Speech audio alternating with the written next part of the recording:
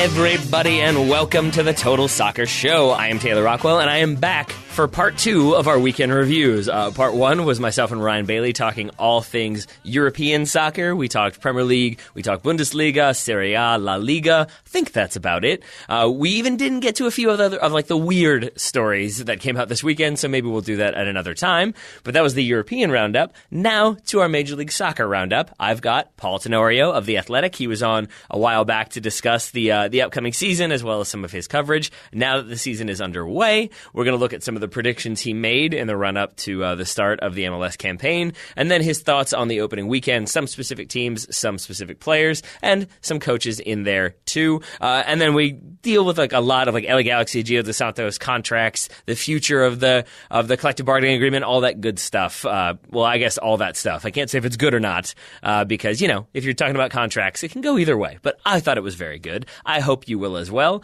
So, enough preamble from me. Let's get to Paul Tenorio talking MLS.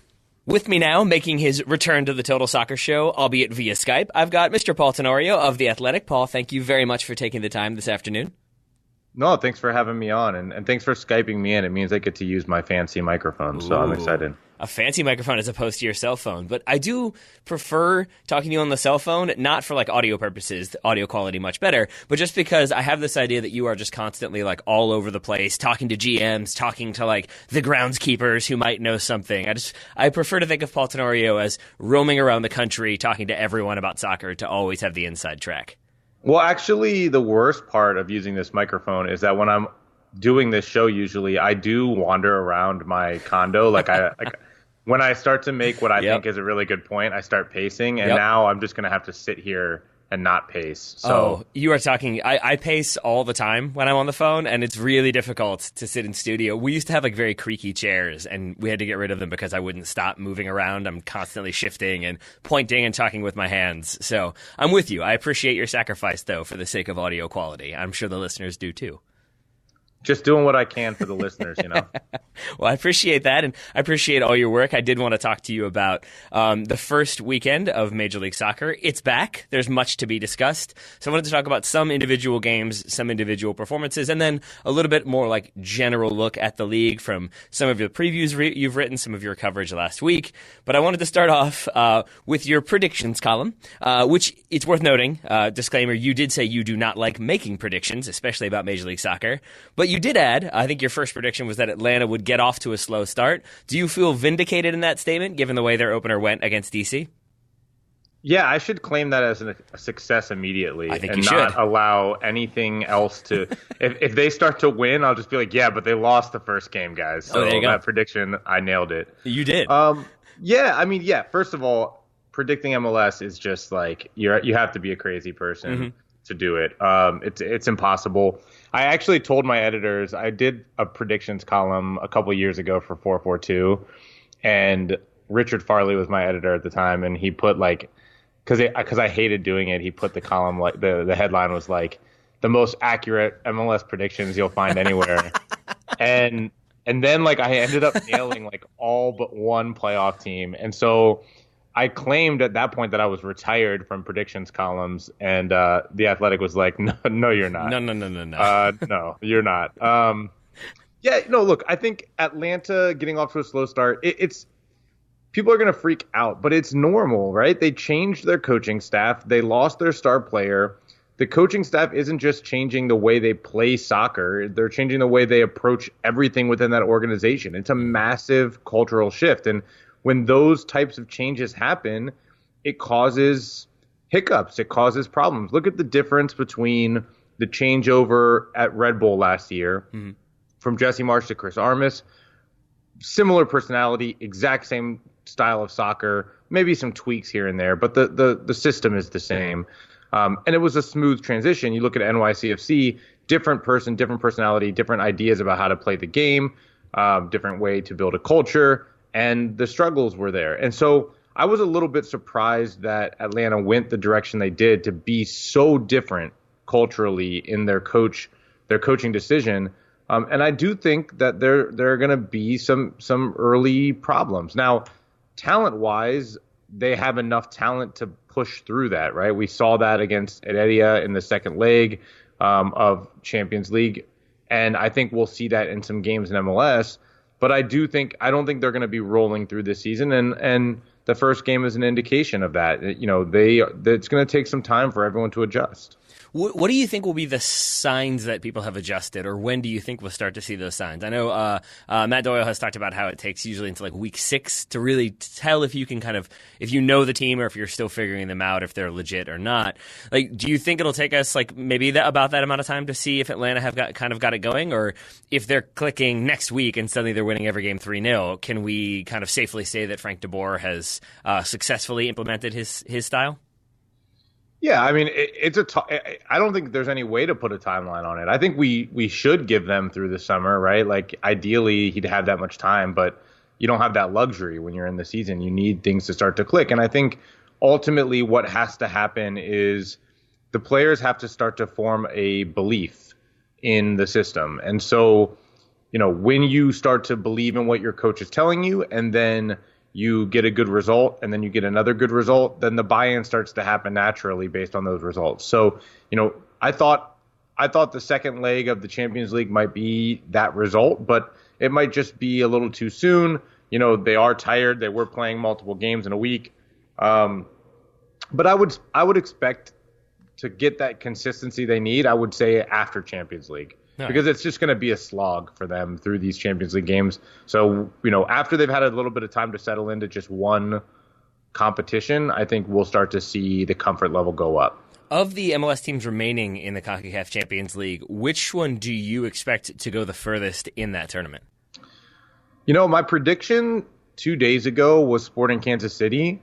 But when I saw that Peter Vermees didn't rotate anyone ahead of the LAFC game, I was like, what the heck is going on here? Because when I spoke to Peter in the preseason, he talked about how his plan for building the roster for this year kind of started 2 years ago, and really last offseason was when he first started to execute it. And the idea was to build a really deep roster that could compete in MLS, in Champions League, and in U.S. Open Cup. And he trusted the depth on this team and was going to rotate guys. He didn't do that at all against LAFC. So, I think, therefore, I would kind of lean on it being, honestly, I think Red Bull, because of their experience in the tournament and their willingness to rotate guys wholesale almost in the league. But I think you've got 3 really good candidates to go deep in this tournament for MLS this year for the first time in Sporting, Atlanta, and New York Red Bulls. I think Red Bulls is definitely a good shout. I would agree with the other two, but Red Bulls, just given the kind of consistency in the system, that makes sense to me. But again, a big part of that is having had the coach there in place. A lot of other coaches did not this offseason, do now. I wanted to ask which manager you think, or which coach you think, had the kind of best weekend or was the most impressive. I'm assuming not Frank de Boer, but I know only Charlotto got the win as a new manager, but Caleb Porter and Columbus got the draw. His first game there, San Jose, FC Dallas, Vancouver, all having not wins, but decent results at times, or decent kind of showings at times. Who impressed you the most this weekend? Well, I mean, I think you're right. I mean, you got to talk about Schelotto. He's the only one that got a win. And I think, I didn't think they played that great. I thought the Fire should have had them put away at 3-0 early in that game, and their inability to finish allowed the Galaxy to come back into the game. But Schelotto made 2 really good substitutions. Both of them impacted the game, Efra Alvarez and Chris Pontius. And, you got to tip your cap to the coach. He also did so in the midst of, some controversy and some drama going into the weekend. And he was able to keep his team focused through that as well. So I think you have to say Schelotto coming out of that weekend. Columbus, I thought it was an okay performance, but they would have wanted more, I think, at home against a Red Bulls team that was rotating players because of Champions League. I saw the game. I think they're going to have some issues. They need Gyasi Zardes to be a goal scorer again, but they really need production out of the wingers. And Justin Merrim needs to show that he wasn't just a one-year flash in the pan. So there are some issues to figure out in Columbus. I picked them to finish second in the East, so I was a little bit disappointed in that result. Vancouver losing at home to Minnesota is never a good way to start. I think it's going to take some time for Marc dos Santos, but I do think he's a really good coach. he's just, I mean, he basically overturned that entire team, turned over that entire team. That's going to take some time as well. So I'll put Schelotto at the top of the list. I want to talk Galaxy and Schelotto in a second. I wanted to stick with Columbus because I did have that question about you picking Columbus to finish second in the East. What was it that made you so optimistic? Because I think I was thinking of them more as like a bubble team. Maybe they make the playoffs. When I saw you pick them second, I was like, oh, I must be missing something. So I'm curious to hear what you see in Columbus. I think it's a good roster. Greg Berhalter did a really nice job to build the team. And even when they lost Valenzuela for the season, I thought, you know what, they have the depth in that position. They went out and they added Waylon Francis. Like, I think they'll be fine at left back. I just feel like they have the right pieces in place. And I think Caleb Porter, people forget. I mean, Caleb's a good coach. He's been successful in this league. And typically, I think he's most successful early on. He's got a pretty good way of galvanizing players and giving them a chance for a fresh start. Now, you also have to fight the fact that I think Greg Berhalter was a popular coach, and I think he did a really good job to build a culture and a style of play in Columbus that resonated. But I think Caleb Porter's mindset going into that was, we're not going to shake things up totally. We're just going to tweak this system to become a little bit more aggressive, which fits Caleb Porter's MO. So get into the opponent's half more quickly and keep the ball as close to their goal as possible instead of kind of possessing the ball around the back and knocking it around that way. And so I kind of liked the idea of melding those two systems, and I like the roster in Columbus. That being said, I think that those wingers are going to have to be productive, and if they're not productive, Columbus is going to struggle, or Columbus is going to be active in the summer window, one of those two. Don't be surprised to see them active in the summer. I think they needed time to evaluate what they have, who's playing well, who's not. And I think you could see them making some moves. That's natural. You have a new GM, you have a new coach. But I really did like the pieces that Greg Berhalter had put into place. And, I liked Caleb Porter's ability to kind of carry that forward. Have you heard anything about who they might be looking at as potential wingers, or is it too early for that type of talk? I think it's too early. I think they'll look internationally. I'm not sure there are too many domestic wingers that'll be available in the market in the summer window. But, winger's a position that you're able to – it's a really deep position internationally, globally. And in the summer window, it's always cheaper to find for teams like Columbus because you can get players on free contracts. So a bit too soon to speculate who it'll be, but I do think that they could potentially be looking to upgrade if things start out slowly. I did just realize there were the rumors last week. I genuinely don't know what's happened since about Kenny Saif joining FC Cincinnati. Have you heard anything there? And I guess the reason why I ask is because now I'm wondering if he's already just going to move to Ohio, maybe Columbus comes in and hijacks that move. No, yeah, he's on the way to Cincinnati today, from what I understand, and he'll complete his physical, and then that loan should be official. All right. Well, speaking of Cincinnati, the Sounders got off to a good start with a 4-1 win over FC Cincinnati in their first MLS game. Should we go ahead and give Jordan Morris the Comeback Player of the Year award now, or do you think we have to wait a couple weeks? Yeah, I think we can probably go ahead and give it to him now. I mean, let's be honest. He's kind of one of the golden boys of American soccer, and he's a really good person. He just signed a big fat new contract, and I think it's important for him to play well and to show he's worth that kind of commitment from ownership. This is a kid who kind of burst onto the scene out of nowhere, as we all remember, and had a great rookie year, and it's kind of been downhill since then. So look, the Sounders, I really went back and forth. You asked about Columbus. I really went back and forth with the top three and the order I was going to have that top three. I think Seattle's capable of winning the Western Conference, especially if Jordan Morris is playing that way.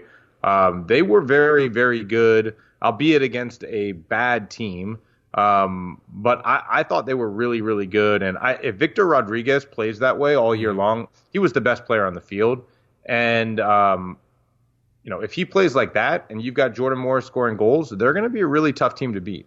Yeah, I was kind of down on him, or I was pretty down on him, I should say, because Jordan Morris, in my mind, has been like a one-footed, very fast player, but I haven't kind of gotten to that next level where I've been super excited to see him included on rosters. If he keeps scoring goals the way he did, and if he keeps playing as sharply as he did, I think that will change. But I also think a big part of it for me was, and Bobby Warshaw pointed this out, his analysis was pretty good, that Seattle it seemed like, at least in this opener, we're trying to play much more quickly on the break, that when they were winning that ball back, they were getting it forward. And I going back and watching the highlights and seeing how often Jordan Morris was kind of played into space and like open space. It wasn't just him trying to like fight somebody off and for a hopeful ball. It felt like a specific dedicated ball for Jordan Morris to run onto and then occasionally score.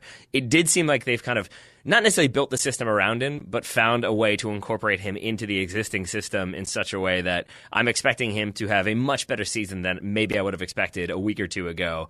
So yeah, I guess then I'm glad that you agree with me that Jordan Morris comeback player of the year, and I'm assuming that means you've abandoned your Breck Shea selection.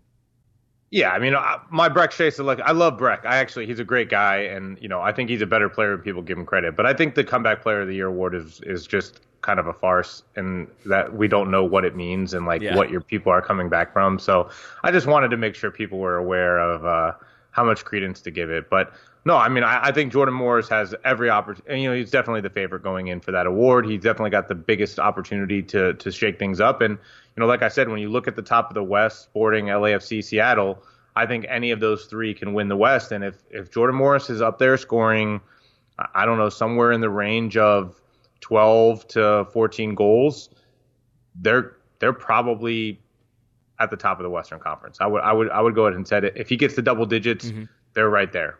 A lot more MLS knowledge from Paul Tenorio still to come on today's show, but first I wanted to let you know about today's sponsor, HelloFresh. HelloFresh does all your meal planning, shopping, and prepping for you so you can focus on a healthier you and a happier family.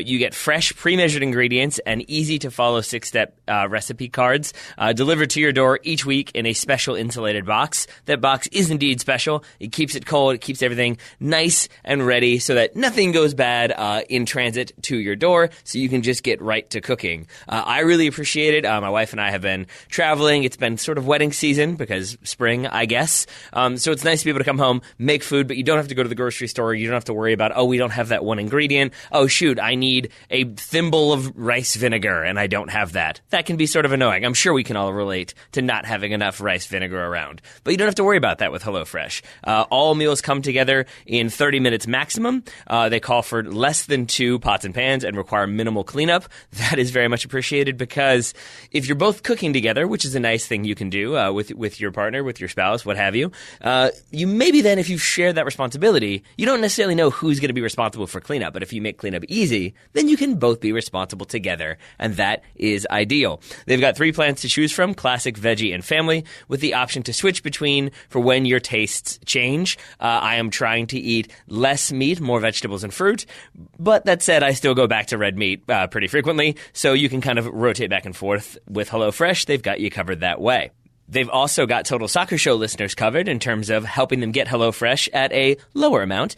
For $80 off your first month of HelloFresh, go to HelloFresh.com/TSS80 and enter the promo code TSS80 at checkout. Once again, $80 off your first month of HelloFresh by going to HelloFresh.com/TSS80 and enter the promo code TSS, the number 8, the number 0, all together at checkout to get that $80 off. Just to clarify, that offer basically is like receiving 8 meals free, or you get $20 off your first 4 boxes. Either way you want to look at it, it's a very good deal. So check out HelloFresh and obviously tell them we sent you. Use that promo code. And thank you to HelloFresh for sponsoring today's episode. Now, on with my conversation with The Athletic's Paul Tenorio. So Seattle maybe on top of the West, potentially. Jordan Morris maybe winning Comeback Player of the Year. Another annual award that you, I think, in your predictions column gave out was Tim Melia winning Goalkeeper of the Year. That was the pick there. I've heard a lot about Tim Melia. I cannot say I'm familiar as I probably should be. What is it that makes him so good, and why do you think he doesn't maybe get more looks at, say, like the national team level? That's a guy who we've really not seen with the national team. What do you think it is that keeps him from consideration there? Well, I think a lot of people give more credit to the back line in Kansas City than they do to Tim Melia for the stats that he has, the shutouts and the goals against average. And it's true in a way. He's been fronted by a very good back line. Matt Beasler and Ike Opara were a center back pairing that, over the last couple of years has been fairly solid, and typically Sporting Kansas City is a tough team to break down. That being said, I just think he's incredibly consistent.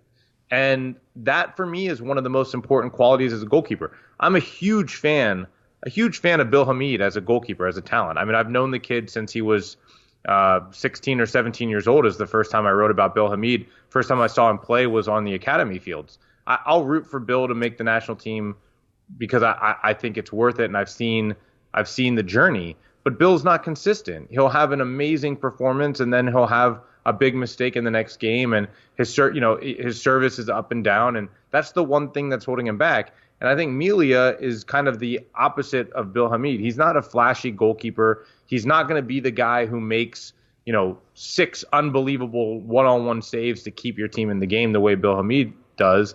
But he's always doing his job. He's always kind of at the certain level of performance where you know what you're going to get out of him. And I think over the course of a 34-game season, that tends to stand out. Stefan Frey is another example of that. I think Stefan Frey is probably a better goalkeeper. I think his service is pretty darn good. His numbers last year were insane. But I gave Melia the nod here just because I think Sporting is going to be up. I picked Sporting to win the West, and I had them back and forth with Atlanta as the Supporters Shield winners. So I think somebody's going to get an award out of that, and it's either I could see Peter Vermees getting Coach of the Year, but I think this is another chance for Melia to get some recognition, especially with the changes that are going to be happening on the back line in front of him. So does that mean by the transitive property that Melia is better than Brad Guzan, and that Stefan Frey is better than Brad Guzan? I'm just not going to get involved in this controversy because, my guy Bill Hamid is doing it for himself. And I'm a big Brad Guzan guy, too. He's a Chicago guy. They're representing my two cities here. No, I mean, man, those, it is interesting because there is always this camaraderie among goalkeepers. Yeah. They're in the goalkeepers union. So, Bill tends to get himself in trouble sometimes when he talks a lot. That's been true since I first known him. It definitely, Brad Guzan speaking after his game definitely seemed pretty annoyed by those statements, but I think he did a good job of keeping it calm. But it did make me wonder then, because it does feel like there's a lot of goalkeepers in Major League Soccer, some of whom do get looks at national team level, and then others who don't, much to the consternation of, say, Seattle fans.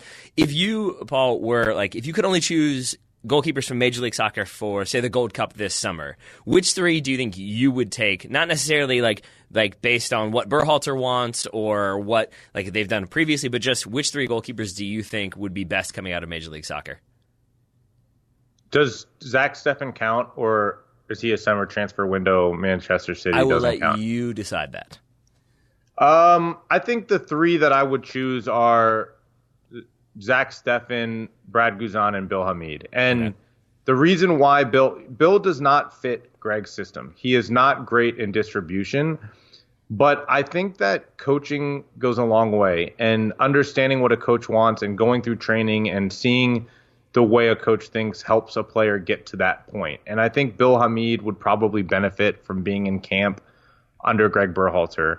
The other 2 I think are easy. Zach Steffen understands the system. He is entering a really important time of his career. He has the chance to be one of the best goalkeepers, the next guy in line. And then you always need a veteran presence at an international tournament. And I think Brad Guzan is that kind of guy who, would help Steffen along the way. And maybe you throw in one of the early group games as kind of a reward for the work he puts in. So those would be the 3 I would pick. And which goalkeeper, since you mentioned Hamid's distribution, which goalkeeper in the league do you think is the best when it comes to distribution? That's a good question because, 2 years ago when Brad Guzan first came over, and Tim Howard, their distribution is next level. I mean, that's the biggest thing you'll notice in the difference if you go watch a Premier League game in person. I mean, you can see it on the TV kind of, but when you go watch a game in person, I noticed when I went to the Manchester Derby recently, the distribution ability of world-class goalkeepers is just at another level. The accuracy, the consistency. So I think those 2 probably are still near the top. But, watching the Seattle game the other day, Stefan Frey had a couple moments where I thought his distribution was very, very impressive. And so I think I'd have to kind of put him in that category too, just because there were multiple times I noticed him starting a counterattack with his distribution. The way you see, I think Brad Guzan had a moment in the DC United game where he did the same thing. All right. Well, I appreciate that, but I also think it's probably now the time to talk Gio dos Santos. I think we have to. The Gio dos Santos situation has been resolved. I'm still sort of confused why it took so long, given because it felt to me like the buyout option always made the most sense and always seemed like it was going to happen. Why do you think the Galaxy held off sort of pulling the trigger on that for so long? Because they were trying to find another way to do it. I mean, that's the easiest. I know a lot of people came out after the fact trying to pretend like, oh, this was always going to happen. Mm-hmm. Like, if you made any phone calls around the league to either GMs around the league or people at league headquarters, then you wouldn't be saying this was always going to happen because that's not true. They were, up until the final day, trying to figure out a way to make a contract, to redo the contract and make it work. And that discussion involved people at the league headquarters, and it involved people at the Galaxy, and it involved the players union. And it wasn't until, the league, as I reported after this got done, the league had put in some protections and some terms that made it very difficult for the Galaxy to stomach and to allow an extension to happen. And it's because the league didn't want the Galaxy to do this. They felt like it would have been a really bad look for the league. And while technically legal, it going to a 4-year deal where the player's giving away future earnings, it was a really bad look for the league. And they wanted to also protect themselves against the possibility that if you re-sign Gio to a 4-year, $1.5 million per year deal instead of 1 year and 6, it's the same amount of money, right? At the end of this year, they could have just bought out the other 3 years of the contract, and then it would have ended up being the same thing, 1 year, $6 million. So the league put in, according to the sources I spoke to, at least one of the terms that the league had put into the deal was that if the Galaxy traded or sold or bought out Giovanni Dos Santos at any point in the 4-year contract, that the $1.5 million budget charge would have remained on the Galaxy's books for the remainder of the deal no matter what. So, a term like that, I mean, that has long-lasting cap implications for the Galaxy, and it makes it very difficult to stomach signing that deal. And I believe there were other terms put in place, but that was kind of the biggest one. And I think once those terms were in there and once the league made clear that those terms were part of the deal, that's when the Galaxy started to realize, okay, we're not going to be able to do this and we're going to have to buy him out. But, these are discussions that were going on late Thursday night and I believe into Friday morning as well. So I guess from an outsider's perspective, and I wanted to go back to Gio in a minute, but first I wanted to say this. Like, from an outsider's perspective, it felt, I think, in the moment, and maybe this was just my emotion, it felt like it was sort of the Galaxy saying, like, no, we're going to put it on the league and we're going to kind of force their hand, call their bluff. And I think I kind of, maybe because past this precedent, had this idea that the league would seek to accommodate them rather than seek to not necessarily punish them, but not let them get their way, basically. I kind of just assumed that was the way it was going to go, and that maybe like the public outcry and the negative publicity they were getting maybe changed things around. Do you feel like, from what you've heard, that the league was always going to oppose that fourth DP, or was that something that happened as it kind of came down to the wire? No, I don't think it happened as it came down to the wire, but I do think that the public pressure and the public reaction did change the mindset around the deal. The fact is that this league is growing up and more people are paying attention to what the league is doing, what MLS is doing. And, in the past, it made perfect sense for the league to accommodate the Galaxy or accommodate different teams. And Galaxy haven't been the only beneficiary, but they have been the beneficiary the most. But it made sense, right? It was a growing league. Sometimes you're doing something for the benefit of the league. Even if you want to look at last year and point to Zlatan and say there's no way he was only making $1.5 million. Well, I think you can make a fair argument there for why Zlatan coming to MLS is good for the entire league and not just good for the Galaxy. Yeah. You could also make the argument that it's understandable that Zlatan would take $1.5 million to open himself up to the American market at a time where he was coming off of a major reconstructed knee. A lot harder to make the argument for a player walking away from $4.5 million or from $3 million in future earnings or whatever.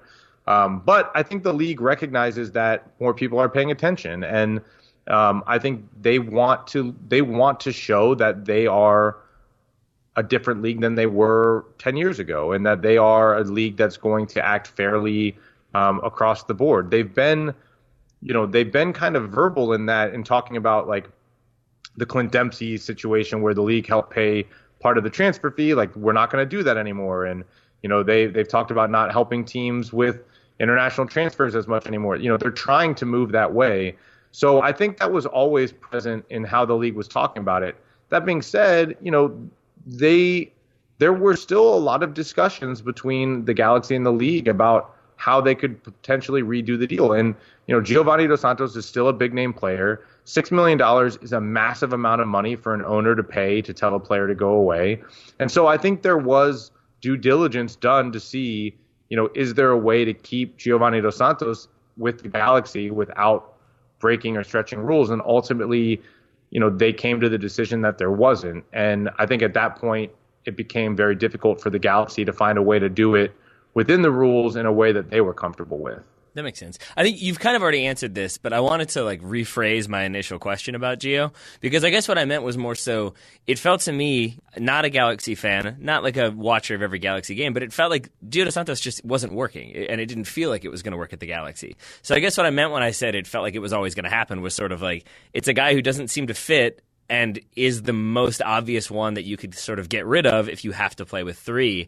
And so I guess I was more so confused as to why the Galaxy would be hesitant to just eat that cost. I mean, they've got the money, at least I think they do. And so it felt to me like maybe it was a little bit of arrogance that you don't want to have to admit that, like, yeah, this was not a good signing, this was a mistake. But I think to your point, it is the case that he is still a big name, he's still a known name, and he probably gets some eyes on the league that wouldn't otherwise be there. So I suppose that makes sense. I do still think that this probably helps the Galaxy in the long run, but I'm wondering what you think the impact of buying out Gio dos Santos will have on the squad. Will Jonathan respond well? Do you think the players in the locker room are happy to have it resolved, happy to see him go? Was he popular in there? Yeah, I mean, I don't know about Gio's popularity in the locker room, but I do think the Galaxy also recognized that there are implications for fallout in the locker room. His brother plays for the team, and I think his brother wanted him to stay. And, I think there also was a changeover in leadership and, new coach and a new GM who believed that they could get more out of Giovanni Dos Santos. So, all of that played into why they wanted to keep Gio. It was also 1 year left on the contract. So, that was the other part of it is there were discussions about, hey, would we be able to do a 1 year deal at a extremely reduced number? I think that's where the union would have gotten involved. Mm-hmm. But yeah, I mean, I think he definitely made the most sense out of all the DPs, which is why he's the only one that they talked to about restructuring the contract and trying to get it done. It's a lot harder to go to a player who's been performing well, like Alessandrini, and say, hey, we want you to defer $1 million of guaranteed money, and we'll split it up over 2 or 3 more years, which means you're also locking your future into us. Like, that's a hard conversation to have. And so they had it with the person that they felt was the most justifiable, and it just ended up not working out in the way that they wanted it to.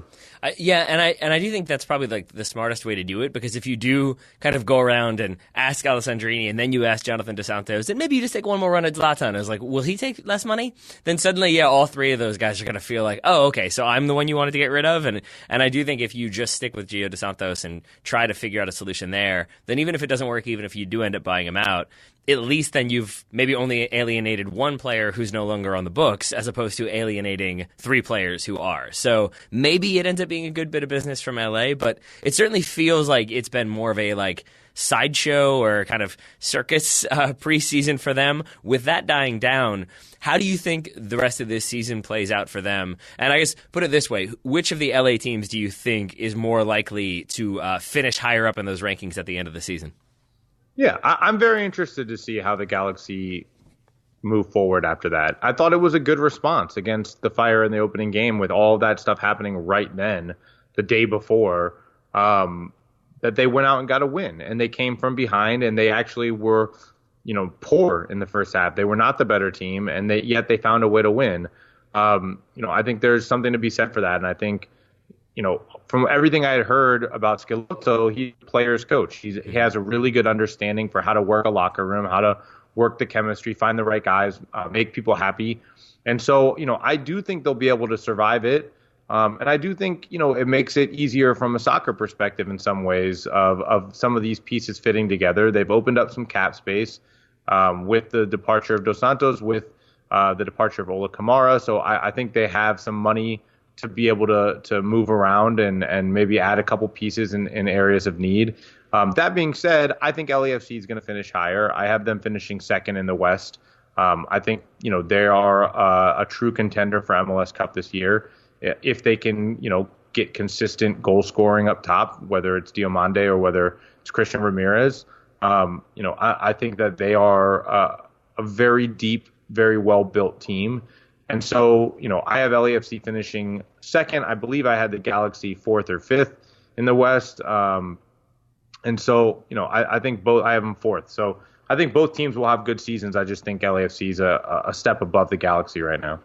Hey everybody, this is Taylor jumping in one more time to let you know that today's show is brought to you in part by BR Live. BR Live is the only place to get all of that Champions League goodness in front of your eyeballs. You can watch it on the screen, but if you don't have time, if you're watching at work or maybe the game that they're showing isn't the one you want to watch, the one that's on TV isn't the one for you, then you can go to BR Live. You can see all of the action, see all the games, and best of all, not get any spoilers because you can select that option. So then you're just watching the game. You're not getting any updates from any of the other games. So then you can just keep watching soccer all the time without anything being ruined. You may be wondering why we're discussing BR Live in the Champions League on a show that's dedicated to Major League Soccer. The answer should be obvious. Champions League comes back this week. I'm recording this Monday afternoon, but tomorrow, Tuesday, you've got some very mouth-watering affairs. Dortmund hosting Tottenham Hotspur. Tottenham winning that first game 3-0. So Dortmund will have it all to play for, and they're going to have to put a lot on the line. So I feel like there's either going to be goals for Dortmund because they're going to be pushing,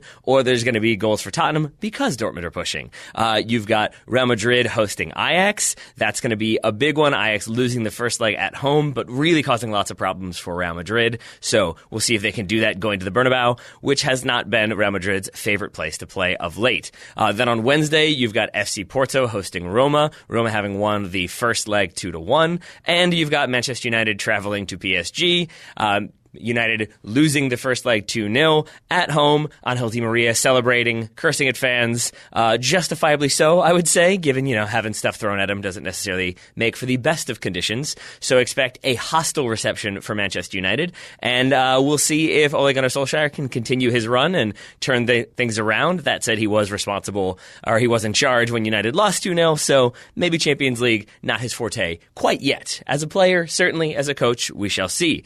All those games are available streaming if you get your BR Live subscription. So go to brlive.com. You can sign up for one game, or you can sign up for a full pass and get access to all the games: Champions League, Europa League, UEFA Youth Leagues, Scottish Premier League, many other competitions in there for you to check out, and then other content available as well. So check out BR Live, watch your Champions League, enjoy your Tuesday and Wednesday afternoons. Thank you very much to BR Live for sponsoring today's episode. Now, we'll put the Champions League chat on hold to get back to some Major League Soccer with Paul Tenorio.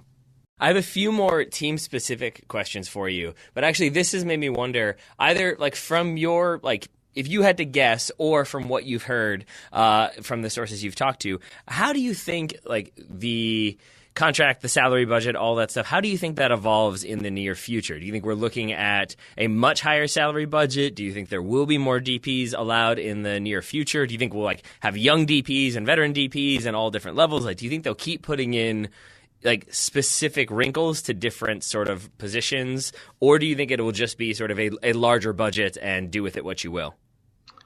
Yeah, it's a good question. I actually was talking about that with a source this morning who called. We were asking how I thought the CBA discussions would go at the end of the year, and asking whether they would go on during the year. It's tough to say. I do think the money's going to go up, and I do think it should go up substantially. But I felt like it should go up substantially last CBA, and it didn't.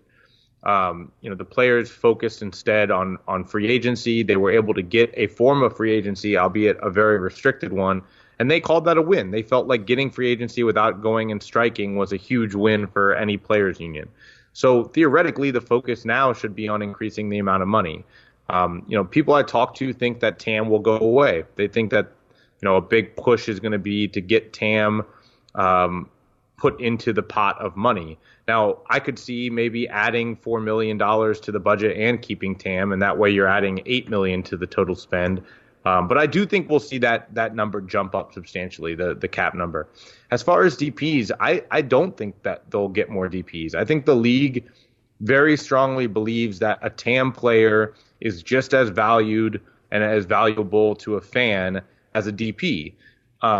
I disagree with that. And the reason I disagree is I think that the league, based on its marketing research, thinks of DPs as Beckham and Pirlo and Villa and Kaká and Nani and those types of players.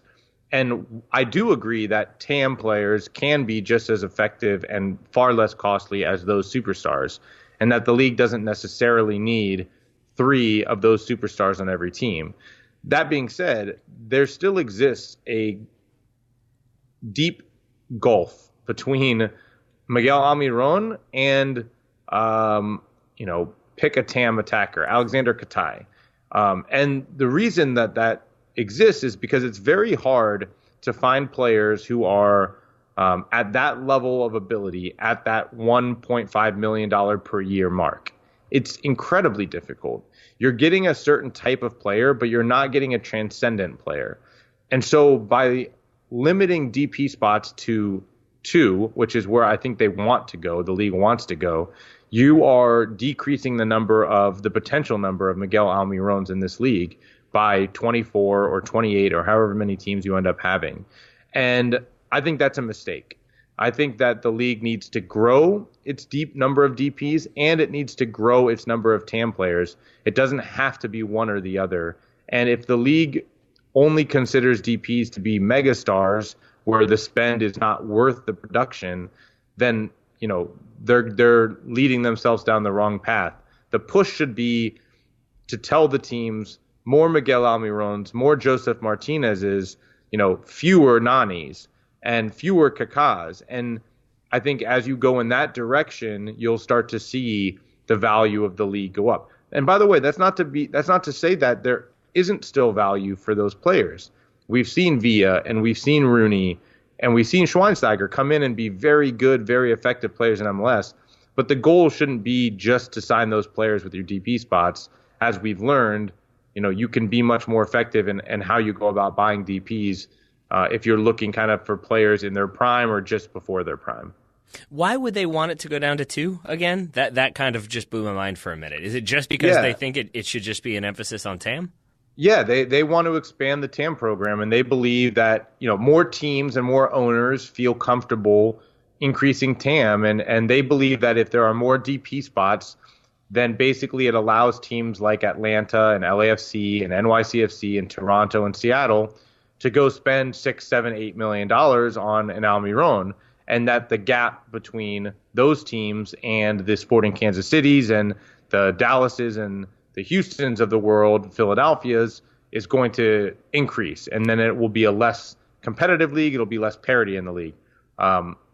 The problem I have with that is I actually believe Sporting Kansas City and Portland will adjust and spend to keep up. I don't believe that every team will, and I do think that the league needs to start thinking about which ownership groups and which model of spending is more important to protect for the growth of the league, the long-term growth and the short-term growth.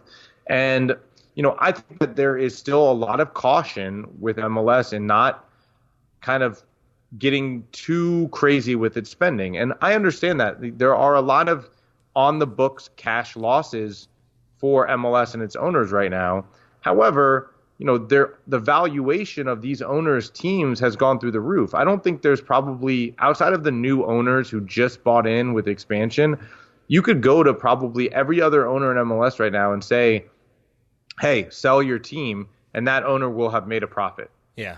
All right. So you have to remember that. But that's what the league is worried about. It's just worried about kind of the spending, the big spending teams getting too far ahead of the non-spending teams. All right. Well, we will see how that plays out. We'll see how the CBA plays out. In the meantime, I have a couple more specific questions for you. Jumping back to the East Coast, the Union switched to a high pressing system in the offseason, which had some people feeling slightly skeptical. I think Daryl was excited about it, but also felt like it might not work. Where are you on that shift in approach, given their 3-1 loss to Toronto this past weekend? Yeah, I'm pretty pessimistic about it. All right. I don't think they're athletic enough. I don't think they're athletic enough to do what they want to do and to do it in the formation that they're trying to do it. And you look at who they were planning on playing and who they did end up playing in the first game and kind of what the ideas are behind how they want to play. And I have real questions about how many of those guys can cover enough ground to do it effectively. And, it's funny. I had this conversation with Frank Klopas, before the season. Frank lives here in Chicago, obviously still works for the Fire, and we were talking about it. And you think about Medunjanin, Ilsinho, Bedoya, Fabian in a diamond, and all I think to myself is, no problem. We're going to run all over that midfield, and they're not going to be able to track and cover enough space, especially Ilsinho and Bedoya as the shuttlers. Bedoya works really hard, and he's a good box-to-box midfielder, but big questions about Ilsinho's ability to track and run and Medunjanin's ability to cover ground behind him. So I don't like the system. I don't like the 4-4-2 diamond at MLS. I thought it was played out when Jason Kreis tried to do it in Orlando, and I think it's going to get exploited consistently for Philadelphia as well. And maybe I'm a bit jaded. I remember I did a game on the sideline for Fox Sports between Portland Timbers and Orlando City when Jason Kreis was still there and Caleb Porter was in Portland. And I watched the training the day before in Portland and talked to Caleb about his mindset for how to pull apart a diamond. And they did it to perfection, and they just ran Orlando City off the field. It was one of the most thorough beatdowns I've seen in person in MLS. And, I just think good coaching and good width players and ability to move the ball at speed is going to pick apart a diamond consistently. And MLS right now, the strength of a lot of teams is in their width play, their fullbacks and their wingers, and being able to stretch teams. And I just think that there's just not enough athleticism on this Philadelphia team to be what RSL was, with the diamond when they were effective, what was it, 8-9 years ago, more than that. So I was a little surprised by not necessarily even Philly looking not very good, but Toronto getting that win. I didn't have very high expectations for Toronto. It sounds like you weren't as surprised given how much you seem to dislike the 4-4-2 diamond. Were there any other results, any other teams or performances or individual players who did surprise you either in a good way or a bad way in this opening weekend? Yeah, that's I'm a little torn on the Chicago Fire. I thought the first half of the Fire was really good. I think they're going to be a very good attacking team, probably better than I realized.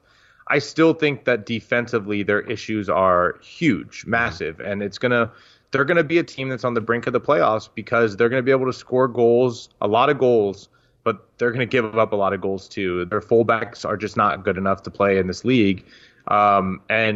And so I guess I would say I'm a little bit surprised by the Fire on the attacking end. I didn't think they'd be that good. Frankowski looks like he's going to be a really good player in this league. Some other teams that surprised me, I think I would say I guess DC United shouldn't have surprised me, but they had a rough preseason, and they played really well against Atlanta United. Paul Arriola, I thought, had a fantastic performance. They were a team I thought had a better performance. And, yeah, Toronto as well. I mean, I picked Toronto to miss the playoffs, and I think I have them 10th in the East. So to come out and get a win and look decent doing it, if they with these additions that they're bringing in right now, they might end up being better than a lot of us expected after watching the Champions League performances. If Pozuelo can come in and they can have one or two more players in the summer window, maybe they have enough energy to push themselves back into the playoff picture. But yeah, I mean, Toronto and Michael Bradley, they probably have to be at the top of the list as far as surprising performances in week one. All right, well, there we are. Well, Paul Tenorio, thank you very much for taking the time. If people want to read more from you, hear more from you, how can they go about doing so? Yeah, you can always find me at The Athletic. Our soccer team is doing a lot of great stuff. I think we had 19 or 20 stories for the preview week going in. Make sure to follow The Athletic Soccer at The Athletic SCCR. You can find me on Twitter at Paul Tenorio. Though, after this whole Galaxy experience, I've made a promise to myself that I'm done with the Twitter threads. I am sticking only to articles and trying not to stir up controversy. And I'm trying not to be a Twitter character if I can avoid it. All right. Well, I'm sure that will last until about next week. But until then, Paul, again, I really do appreciate it. Thank you for bringing all the knowledge that you so often bring and for writing as well as you do. I really enjoy your coverage for The Athletic, and I always enjoy chatting with you. So thanks again, Paul. No, thanks so much for having me.